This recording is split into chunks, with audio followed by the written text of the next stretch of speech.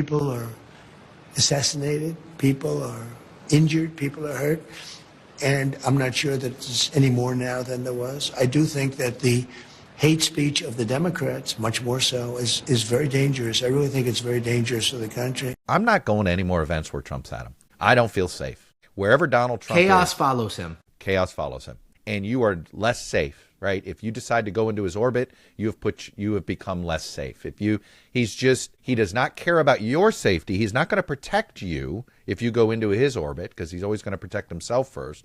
He's more likely to throw you under the bus. He's more likely to have you be the target of Iranian assassins if you're John Bolton or Mike Pompeo. And he's going to pull any sort of federal support, right? I think about when somebody using Donald Trump's words and actions targeted me and a bunch of other members of the press. You know who I didn't hear from? Donald Trump. Right. So the guy doesn't care when people commit violence in his name. He only cares when the violence is committed against him, and he does not see that he is a contributor to the atmospherics of the world we're living in right now. So we got to follow up on what I've been talking about, because this is just not another story you could scroll past and forget about. This is serious. And we are now looking at yet another attempted act of violence tied to the President of the United States and people connected to, the Republican side of the aisle. And this time it connects directly to what happened around the White House Correspondents Dinner. Based on what's being reported, you had a far left, radicalized individual, as they say, who tried to get into that event with the intent to cause harm to members of the administration. Now, think about that for a second. This isn't social media arguments. This isn't people going back and forth online. This is someone showing up in real life ready to do damage. And the only real reason we are not having a completely different conversation right now is because security and Secret Service stepped in and stopped it before it got out of control. Thank goodness for the thousands of individuals in the name of humanity, that life was preserved, and that a thousand room of attendees attended ballroom at that Hilton hotel. Because let's be honest, that situation could have turned into something much worse very quickly. You have loved ones and everyone else there. And you got a room full of high profile people, officials, media figures, all in one place. Journalists, high professional, credible, talented journalists. A lot of talent in there. Amazing individuals, family members, loved ones, a brother or sister, you get it. If that goes bad, you're not just talking about headlines. You're talking about lives lost. Thank goodness they weren't. And this is why you're now seeing the Trump administration and others come out and say enough is enough. They're calling out the media. They're calling out Democratic leadership on the other aisle to come together in unity. And they're saying there needs to be accountability for the kind of rhetoric that's being pushed every single day, because it doesn't exist in a vacuum. Let's be real about this. When you look at what reportedly came out in the manifesto from this would-be attacker, it reflects a lot of the same narratives you hear constantly from certain major media outlets, from certain corners of social media, from political echo chambers that may have framed Trump and his supporters as a serious threat to the country. Now, in my view, when that message gets repeated over and over again, it can create an environment where unstable individuals start to take things too far. Because social media is so powerful, man. Even I have to, and that's what I mean by unstable, because even I have to disengage from it because it makes me feel like I'm running out of time. I don't know if you guys feel like that, or I'm not doing enough. But it's just individuals sharing, their highlight reel, but you take it head on and like, wait, why am I not doing great things, And that's what I mean from that, and how powerful social media is, and how the dopamine rush and the instability that you can feel. And that's the part people don't like to talk about, but it matters. Words shape how people see the world, especially when they are amplified to millions every single day. So what this moment is really raising is a bigger question about responsibility, is the point and the key topic I want to hit on this whole conversation.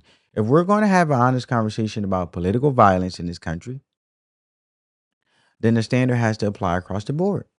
You don't get to ignore it when it comes from one side and only speak up when it's convenient. That's not consistent, and people can see that. See, no matter which side you are on the political standpoint, from a political standpoint, and just being a person, right, with your own mind, your own thoughts, your own uniqueness, and being able to see a perspective that others may not have. What I'm saying is, when you really look at it, consistency comes with intent. You have to be intentional and to be consistent. And then also, actions show based on how truthful you are when it comes to what you are representing or what you're standing on or what you're speaking about. That ties into it. Or we could just go to this saying, believe more what someone do, not with just what they say. Honor your word. My father always told me, do what you say you're going to do. Right. But what if an individual is doing but saying something different? Wouldn't that be like the author of confusion for some type of intent of secrecy because you don't want individuals to figure you out? Let's like take it for example in a relationship. If you are in a marriage, it's a we, not an I. But a woman or a man goes in there and say, I'm gonna have my own bank account. Well, no, it's a marriage. If you're family, you have your spouse, your wife, and kids. It's all of you guys' money in one pot. And if you decide to agree as team members or, working as a team, no different from a basketball team or a sports team. The beauty of it is it teaches you how to work together as a team and be on the same page and communicating clearly and effectively, right? And when you have someone come in like a spouse from either side, man or woman, I'm going to have my own bank account. But it wasn't agreed upon to dispersed amounts of money financially in the accounts. Well, you already came in operating in secrecy. You already came with the mindset of, oh, I'm going to have my own bank account before you guys discuss it as a team and as a family coming together. See, to my ladies out there, right, what I have learned, right, is when you meet a man with a vision, right, you submit your vision as a woman to his vision as a helpmate, right? Write down the vision. And if you write down vision, VISION, but die, right? The index, the prefix die means two. Die means two. Now you put die in front of vision, then you get division, right? That's basically the word. So now that you know the prefix of division, die is two, and then you put DI in front of vision, that's division. So you got two visions in the same place. That means if a woman comes with her own vision and doesn't submit to the man's vision, you got division, which means divorce. But it's not one vision. So I say all that to say, then if you come with secrecy, whether it's a man or a woman with the intent or already with your mind made up, you're going to have your own bank account instead of discussing together and agreeing as a family where the money's going to go and dispersing the other accounts or not, with the money all being in one pot because it's our money. I'm saying all that to say, family, if you are not consistent, right, and you only speak up when it is convenient, the simple fact is you can't sit there and ignore the vision for your household and want what's best for your family, but at the same time want what's best for yourself at the same time. Because you will understand that two is better than one. And also we pour into each other. And the more we achieve together, the more we have for each other because we benefit from each other, let alone also having our own unique individuality to fulfill whatever our endeavors are to continue to be great on an individual standpoint, because we still have to do the inner work and also have hobbies and things that we enjoy that make us unique. So I'm saying all that to say is relating it to a relationship standpoint that you don't get to ignore when it comes from one side and only speak up when it's convenient. That goes in relationships, not just politics. That goes far beyond just in life and just relationships and period. Don't got to be just in marriages or relationships. Consistency is key because then it shows that you're on the same page. And consistency in action followed up with that really shows, okay, you guys are building, you guys are on the same page, and then you don't feel no disconnect as if you don't feel it one-sided, being that someone you're in a relationship with is not being intentional as you, and they just letting things flow however which way, but you're being intentional about how you want to build this thing to actually be successful, let alone with consistency in a relationship. So I'm using relationships as an example to show, not just from a political standpoint, but if you're not consistent, people can see that. And if you only speak up when it's convenient, they will see that too. And that's exactly why this conversation isn't going away.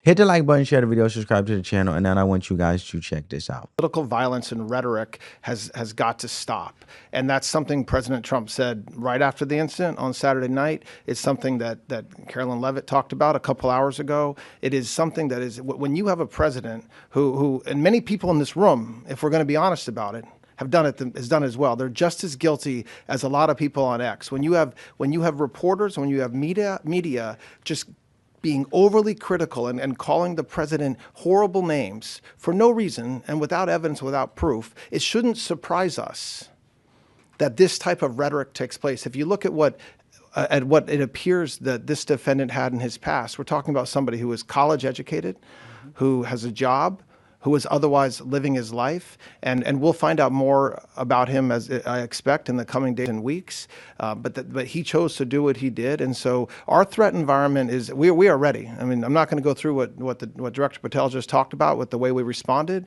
But this was something that we will always be prepared for. And it's sad that it has to happen, but it's not a new thing, unfortunately. It's not just the media, it is the entire Democrat Party has made their pitch to voters across the country that Donald Trump poses an existential threat to democracy, that he is a fascist, and that they compare him to Hitler. I mean, these are despicable statements that the American people have been consuming for years. And so many mentally perturbed individuals are led to believe these words are truth and then are inspired to act on it. I have a whole host of examples that we can share with you after. It is pages and pages of major Democrat Party elected officials saying, such as Rep. Hakeem Jeffries just this month said, "We are in an era of maximum warfare everywhere, all the time." Governor Josh Shapiro said heads need to roll within the administration. Senator Alex Padilla said people are, quote, dying because of fear and terror caused by the Trump administration. Senator Elizabeth Warren, President Trump is making the country look like a, quote, fascist state. Senator Adam Schiff saying President Trump using a dictator playbook. Senator Ed Markey calling President Trump a dictator, saying that this administration's actions are authoritarianism on steroids. Governor J.B. Pritzker, never before in my life have I called for mass protest disruptions. These Republicans cannot know a moment of peace. You have Rep. Presley saying, "We'll see you in the streets." Rep. Monica McIver, a Democrat representative on Capitol Hill, "We will not take this shit from Donald Trump. He thinks he's a dictator. We are at war." These are Democrat elected officials calling for war against the President of the United States and his supporters. I could go on and on, but again, when you have people in positions of power that are saying things like this every single day for years, you are inspiring violence by people who are already mentally ill. And that's what we've seen against this president for far too long.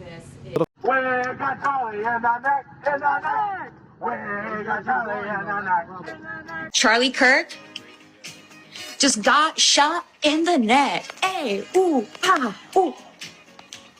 He had it coming. He only had himself to blame. Charlie Kirk got shot and he's dead.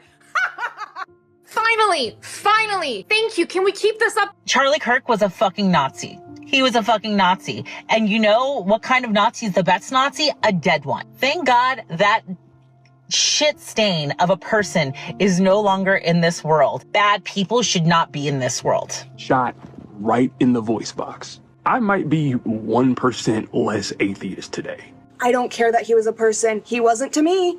He was a Nazi. I think he's better off gone. So fucking be it. This is so bad. This is so bad. Shut the fuck up. Thoughts and prayers. Rest in smoke, Charlie Kirk. Popped for talking outside of his neck. Whoop-de-doo! Eye for an eye, bitch. I think the only thing that went wrong that day was that Trump wasn't standing behind him getting a secondhand bullet. This is poetic. My thoughts go out to that pew-pew having to look this motherfucker in the face. Sorry for the profanity, family. Yeah, you seen the two clips, you heard that, and this is where the conversation starts to get a lot more real. It gets a lot more real. What the Trump administration is basically saying is, look, if we're going to talk about political violence in this country, then we have to talk about what's fueling it. And from their perspective, and from my perspective too, a big part of that comes down to the kind of rhetoric that's been coming from all sides. All sides, however, right, evenly. If there's political rhetoric that is fueling violence, um, Democrat leaders, a lot of major media voices, Republican, if there's any. Now, let's be real for a second. This isn't about saying people can't criticize the president, because of course they can. That's part of living in a free country. People are allowed to disagree. People are allowed to be critical. That's normal. But here's where it starts to shift. When the language becomes from "I disagree with this policy" to consistently framing someone as a serious threat to the country or to democracy, that hits different. That's not just politics anymore. That starts to shape how people see the stakes. Think about how that lands with regular people. People who are already on edge or maybe not thinking clearly.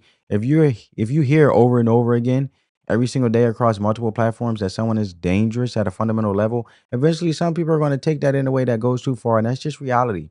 And what you're hearing from officials in that clip is them pointing out that this kind of language hasn't just been coming from random accounts online. It's been coming from elected officials, from media personalities, from people with real influence. And in my view, that matters, because when people in positions of authority uses phrases like "we are at war" or make extreme comparisons that doesn't just stay in the speech, it spreads, it gets clipped, it gets shared, and it starts to influence how people interpret what's going on.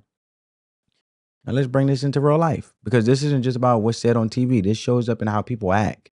You can look at places like Portland or parts of Seattle over the past few years where protests have spilled over into riots, where businesses got damaged, where people got hurt, where law enforcement was stretched thin, and where regular people have nothing to do with politics or just trying to go to work and get caught up in the middle of chaos. That's what this looks like on the ground. It's not abstract. It affects real people.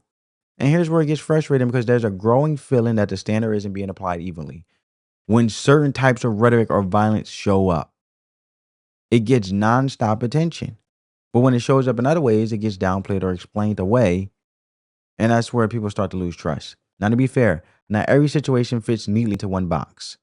But at the same time, from my perspective, when you look at recent patterns, you do see repeated examples where there has been far-left activists crossing lines and disruption and destruction and sometimes violence. And when that's happening alongside constant messaging that paints one side as an existential threat, and it raises a real question about whether those things are connected.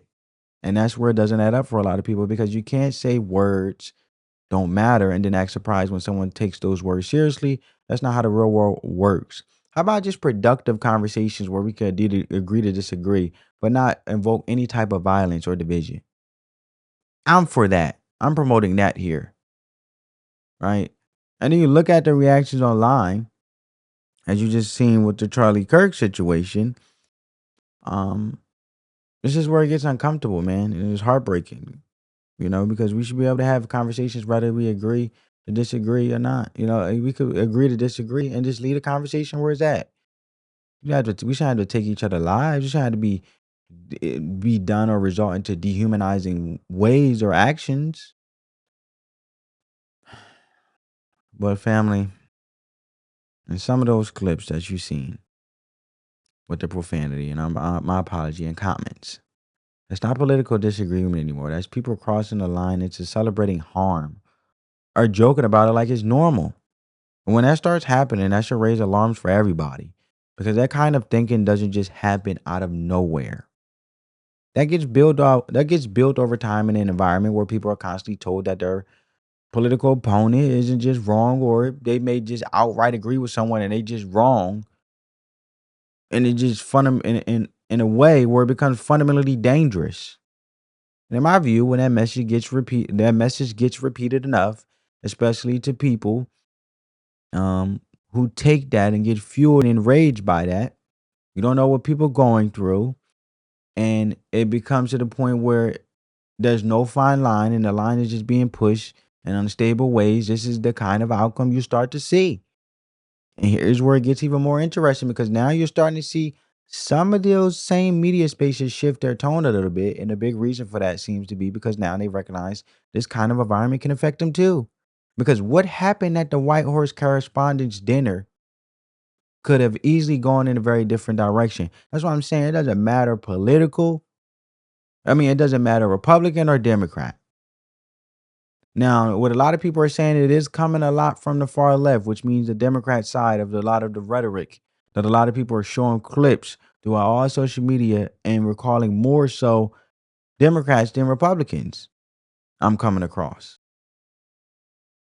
And what I'm saying is with that correspondence dinner, it didn't matter at the time if you were a Republican or a Democrat. Lives could have been lost. And if it did, it wouldn't just be politicians affected. It would be members of the media as well. Everybody. It doesn't matter what your title was. These are humans. These are people. They have family. They have kids, children, spouses, you name it. Right? You're starting to see even outlets that are usually very critical of Trump begin to acknowledge that something is off here. That maybe the rhetoric has gone too far in certain corners. And again, that doesn't happen in a vacuum. That happens when the consequences start to feel real. Now, to be fair, on the other side, we'll argue that strong language has been always part of politics. And that's true to an extent. But there's a difference between strong criticism and language that consistently frames someone as something extreme. No matter what side. Because once you cross that line, you're no longer just debating policy. You're shaping perception in a way that can have real world consequences. And when you bring it back to the foundation of the country, the system is designed for disagreement without violence. The First Amendment protects speech, even harsh speech, but it also assumes some level of responsibility. And the Second Amendment, which I support, self-defense, especially like for home, home security, protecting your home, and security, self-defense, security, not political violence. The founders didn't design the system so people would see each other as enemies and just eliminate each other. Like I say, home protection, right? They designed it so power changes peacefully, even when people strongly disagree. And what we're seeing now, at least in certain areas, is that line starting to get blurry. And people are beginning to notice. Don't take my word for it, family. Check out this last clip. Hello, good morning. Canadian, living in the United States. One of the little missions that I've been on since I moved here is trying to understand the people that absolutely despise your current administration. And after yesterday's events, we got to talk about it. Their reaction to the events at the White House Correspondents Dinner is repulsive, to say the least. So naturally, I have a couple things to say, and I made some notes. I'm scrolling through the comments on the videos of this event, and I'm seeing things like, do you think he'll understand that we don't like him? Or, I don't see Melania. I bet she planned the whole thing. Or, you'll get him next time. Or, I hate when my dreams don't come true. I'm sorry. What are you doing? What are you doing? Are you serious? This isn't even political disagreement anymore. This is you people, getting comfortable joking about violence. And that should freak everybody out. You can dislike the president. You can dislike his policies. You can protest. You can debate. You can vote. That is all part of a functioning democracy. I thought you wanted a functioning democracy. But joking about attempted assassination and normalizing that, respectfully, that is not activism, and you have a serious problem. Some of you people on the left are so very mentally unwell that it is extremely concerning. Because you are the same people who preach that we're about empathy and kindness and love and inclusion. Where is that energy right now? Because these comments that I'm seeing, the reactions, this isn't it. Respectfully, I think some of you people have become dangerous, okay? You have lost your humility, and you actually think that people deserve this. You cheer for it, and you pray for it. The media has you so brainwashed that you don't even care, and I'm not even sure that you're aware of what you're doing. At some point, there has to be a line drawn, and we have to say that this behavior from you people is completely unacceptable. Not because of who the president is, but because of what we will tolerate as a society. And this kind of dangerous rhetoric ain't it. I'm sorry, but it's not. Anyway, that's all I got for this one. Have a wonderful day. So you guys heard her, and people are beginning to notice, is my point. That's why I showed this clip. But that she hit on the key part in which I said I agree during the video. I said I agree to a certain part when she mentioned you can protest, you can vote, You can criticize, give constructive criticism. You could dislike the president, but not violence against anyone just because you disagree. You can have hard conversations and agree to disagree. We do it all the time, because that's part of evolving. That's part of growing. That's part of seeing a perspective from someone else that's trying to show you a perspective that you may have never seen. So it can be an amazing, beautiful, productive conversation, even if it results in agree and to disagree, because then it opens up the eyes of seeing things in different ways that you may have not seen that another person have seen. So you don't know what you don't know. That's the beauty of productive, mature conversation, but not violence. Not violence. And that there is my whole point of this video. It's promoting productive conversation out of love. We could agree to disagree, but still embrace the uniqueness of each other for thinking for ourselves and having different perspectives. And when you look at that, and I think a lot of people on the right need to think about as well, because while all this is happening, while there are real concerns about rhetoric and safety, there's also a lot of infighting, right? That's why I say Republican or Democrat, I don't care. A lot of people on the right, Republicans, there's a lot of infighting in their party. Real concerns about rhetoric and safety with the infighting that doesn't really move anything forward. And I get it. People have disagreements. That's normal. Whether it's foreign policy, immigration strategy, those debates are going to happen. But at the same time, we got to be honest about the bigger picture. A lot of the things people are arguing about right now were never hitting. They were part of the platform. They were said openly. And at the same time, we live in a system with checks and balances. The president isn't a dictator. Change doesn't happen overnight. There are legal limits. There's opposition. That's how the system is designed to work. I'm speaking to the system. But while all of that is going on, there's a bigger issue sitting right in front of us, which is the normalization of extreme rhetoric. And in some cases, people justify violence, and that's not something to ignore. Because think about it in real terms. Why people are arguing online and dividing into smaller groups only takes a small number of individuals to take things too far in real life, and that's the risk. That's why when you hear reactions like this Canadian woman, the ones in the clip, in this clip here, and other clips you may have seen from the administration, speaking of unifying and things like that, where people are joking about violence or brushing it off, and that should make people stop and think.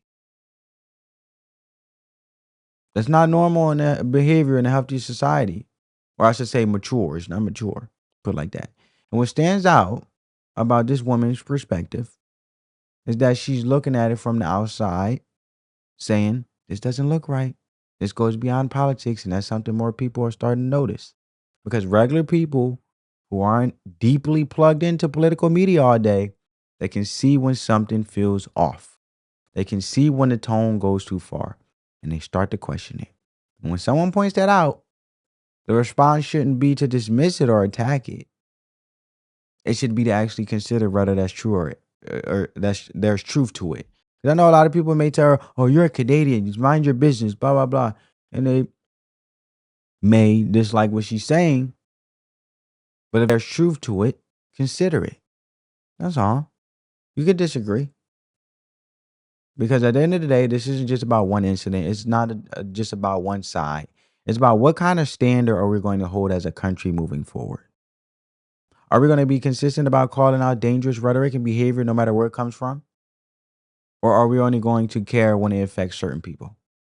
Because if it's the second option, the problem doesn't get better. It gets worse. And from my perspective, what we're seeing right now is a moment where people are starting to recognize that something is off, that the temperature has been turned up for a long time. And now we're seeing the consequences of that in real ways. And if nothing changes, if people keep pretending that words don't matter or that this is all just normal politics, then eventually it's not going to stay contained to headlines. It's going to continue to spilling over into real life. And that's why this conversation matters. Not because of one person or one party, but because of what we're willing to accept as society And where we draw the line, there has to be accountability and responsibility to a certain extent, right? For the safety of each other, for the love of each other, for the love of humanity, right? So spread that peace, love, and positivity. Let the love supersede the hate. Remember, a soft tone, a soft voice can turn away a wrath. Have mature, good, productive conversations, right? You don't got to do personal ad hominem attacks. You don't got to attack each other. None of that. But let me know what you guys think. If you made it this far, make sure you like, comment, and subscribe. I'll catch you next one, guys. As always, peace.